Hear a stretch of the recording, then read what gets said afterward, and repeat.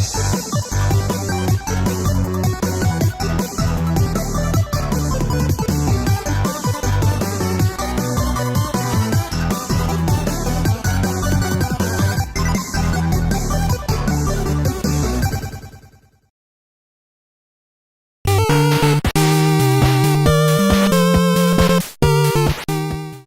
up, everyone? It's the Blunder Twins. I'm the 1 minute older twin Carl, aka Second City Crusader. And I'm Dave, aka Soriyuki. And welcome to the Blunder Twins' first ever review! We've been waiting to do this after countless Let's Plays, so we think this is the right time after a grueling editing of our Mega Man 3 finale.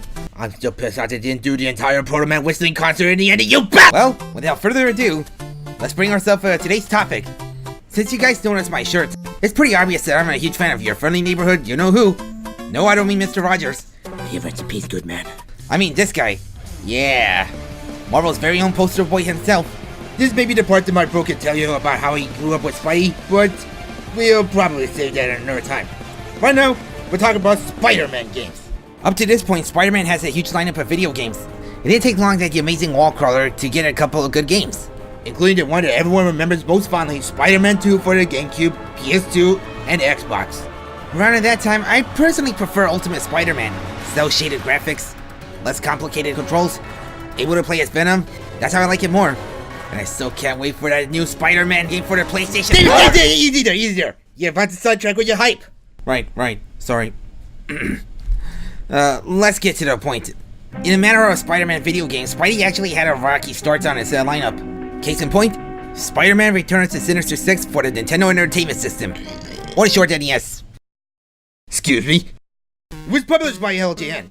Yeah, you know, that defunct company that produces toys which are also infamous for bringing shitty games, like Friday the 13th, Back to the Future, and Bill and Ted. But hey, they also published Maximum Carnage and WWF Royal Rumble. Maybe this game won't be so bad. Well, then again, let us remind you that LJN associated with subpar developers. In this case, Spider-Man for the NES was developed by Bit Studios, which he also made Last Action Hero, Terminator 2 Judgment Day, and Wolverine. Gotta hit that last one. The sad thing about Returns to Sinister Six was the fact that it was the only Spider-Man game for the NES, and it came out in late 1992, which by then Super Nintendo was already out. Talk about bad timing. No wonder gamers hardly talk about this piece of work. We should mention that the Angry Video Game Nerd already played this game briefly in a Spider-Man episode that features an out-of-character but hilarious Spidey.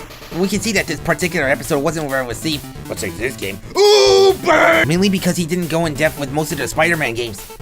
And even though I loved that episode, I was disappointed that way too. So, when a nerd dropped the ball on this experience, we're gonna pick it up!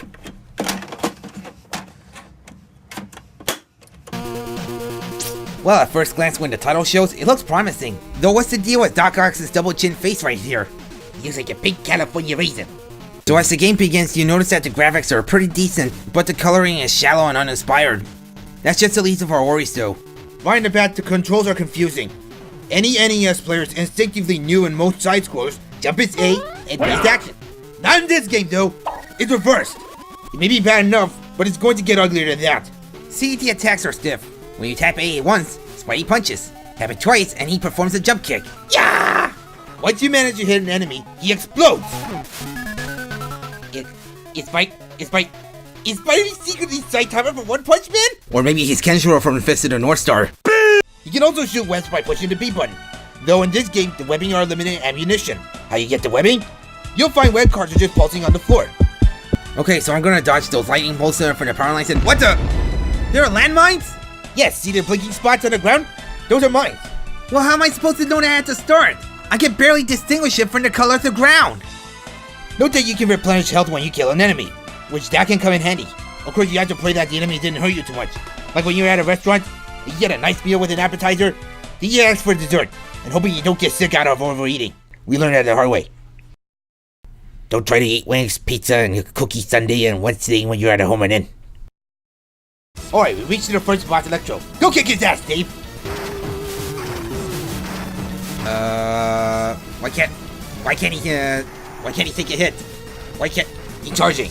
Is he gonna fight back or satisfy his electric masochism fetish all day? That hits the spot. Yeah, baby. Like that right there. Ew. do you and your generator, like, need some time alone? Oh, there we go. Just hit the switch. Okay, let's go, Electro. Hold still. Hold still. Son of a... Hold still! Wow, this is TDS. I forgot to mention that you cannot attack in the air. What kind of Spider-Man game does not allow you to attack in the air? That's bullshit! Besides, if you're fighting Electro, you have to wait till he lowers down right where you're standing. This would have been easier if I can attack in midair. The problem with controls like this is not supposed to reflect the difficulty, but it's handicapping the player. This is bad game design, and nobody wants to play a hostile controls like this. Come on. Come on! Come on! Ugh, finally. Next stage. Sandman appears with a fist of fury and a shit-eating grin. Now, perchance you have played this game or seen the AVGN episode, you know this is easily one of the most cryptic level design of the entire game. Not many people have ever passed this stage, and I can see how. Oh yeah, by the way, to web swing you push A and B together. Honestly, I found very few times to use this when I mostly jump. It's a little finicky, especially when you need to land on certain platforms. Though the weird thing is that when you have limited supply of web shots, then how can you still web swing without running out of web fluid? Game logic. Don't question it. Sometimes. There's one part of the stage that get you stuck. You can try to jump, web swing, rinse and repeat. But you can never get back up there. So what are you gonna do? Oh, I don't know. Maybe reset the game? Or reset the game? Yup, in a dangerous creek without a paddle, buddy. Also, I just realized, this is Spider-Man I'm playing. Everyone knows that he can stick onto walls. That would have been useful to get me out of this pit. This game does not fully utilize all of Spidey's amazing abilities. Granted, there are some areas you can't climb, including the ladders, but it should work on any walls. Make no exception. You know what? Fuck it. I'm out of here. Review's over. You don't have to go, people. Dave, we gotta finish it. They need to see the whole game. No, come on. Okay, eventually found a way out. However, it's barricaded by this large crate. I suppose there must be some sort of explosive to burst through the barricade, but it doesn't give any clue of what the item I is supposed to get. Would have been helpful if this game says it at the start of the game. Or at least give us a message. Or give us an arrow to find the items. Anyway, we happen to find one of the items that look like a pack of TNT. We go all the way back at the end and nothing happens. I later find out that I need a trigger item. Jeez, you think it's enough that I had to find an explosive? Oh well, at least I found a trigger and— God! Stupid rats! Well, after all of that crap, and blow our way out, we get to find Sandman. As expected, he's pretty bullshit. I don't have a good strategy against him, so I had no other choice but to wail on him before he kills me. Now, next stage, we're about to face the Master of Illusions, Mysterio. This track sounds familiar. Oh, really, Dave? Gee, I wonder why. Maybe because it's the same as the first level? Why did they even cycle the track for this level? Nah, whatever. I'm giving it a benefit of the doubt. There has to be a different track in the next level. Anyway, you can see feathers that turn into bombs and explodes into fragments. That's what you can expect from Mysterio. Okay, I'm going to... Damn it. This game didn't even give me the courtesy to restore me into full health after I beat a level. Well, if at first you don't succeed, try again. Damn it! Well, let's try. What? Game over? What? Wait, just one life and one continue? Great. That's great. I wonder what more bullshit did they put in this game. Well, I happen to try again and made all the way back to Mysterio stage. Don't try to get ahead too much this time. Oh, there's nothing here? Guess I'm gonna have to try the door here. Oh! Darkness! I see nothing but darkness. This room is pitch black. Where am I supposed to... Where am I supposed to go when I can't see? Well, guess what? Remember that area I ignored earlier? It turns out that it has an infrared goggles, which I can use it to see in this room. We honestly thought that was part of a background. They could have made a clear indication that, like, it should pulse or shine. Like the beating of the hideous web cartridges in the game. Anyway, after going through the well thought out section, I'm getting a step closer to meet Mr. Fishbowl for a head. You know, I gotta hand it to them. This section here is actually nicely designed. I couldn't tell you how much fun I'm having with this section. This particular platforming here is exquisite, making me looking forward to one-punch this guy so I can progress forward to kick Mysterio's big fat fucking ass and get the fuck up there! Sweet peas on a daffodil! How is anyone supposed to get up there? How'd you do that? I don't know. There must be some sort of obscure trick. There! Seriously? This is actually a hole on a platform? And you can get up there by just tapping the jump button again? When you're precisely in that spot? Yeah, don't dwell on this. Just go kick Mysterio's ass. Okay, Fishbowl for a head, you're going down. No! Fuck! You know what? Fuck it. Grant me a wish, Game Genie. Say what you guys will, but we don't have the patience for it, because it's bullshit, and you know it! Rod 6 doesn't have any in-game cheats, but thankfully Game Genie gives out only one cheat. Infinite health. Well, that's good. Cause then I don't have any other reasons not to stop playing this crapfest until I finish it. At least it's not that one N64 game that shall not be named. Give me soup! Well, I beaten Mysterio's ass. So next one I'm facing Vulture and— Wait a minute! This looks like the first stage! And it has the same music track for the second stage! Are there any other music tracks in this goddamn game? Also, there's Vulture, but he's an obstacle in this section, along with bombardment of turrets and falling missiles. Once you get to face Vulture, he's as tedious as Electro. Had it not been for the Game Genie cheats, there is no way he could have get this far. I know it is possible you can't beat this game without Game Genie, but I don't feel bad about it. We don't have the patience for it. Which we already said. Now next is— Ah! Oh god! This is nightmare fuel! This stage is the most dull looking in the entire game, with all the muddy coloring and unappealing compliments here. By the way, same music from the last stage. And Sandra stage. What do you expect, Aerosmith? You get attacking birds, drunkards that throw bottles, and Hobgoblin. Then you fight Hobgoblins in a cavern full of piss-on platforms. You just as tedious as Electro and Vulture. Finally, one last stage. Surprise! Same music for stage 1 and 3. This is really the whole soundtrack of the game? Only 3 tracks? I'm so sick of hearing these mundane assaults to my ears. The music from the NES Back to the Future game is a masterpiece compared to those shitty music.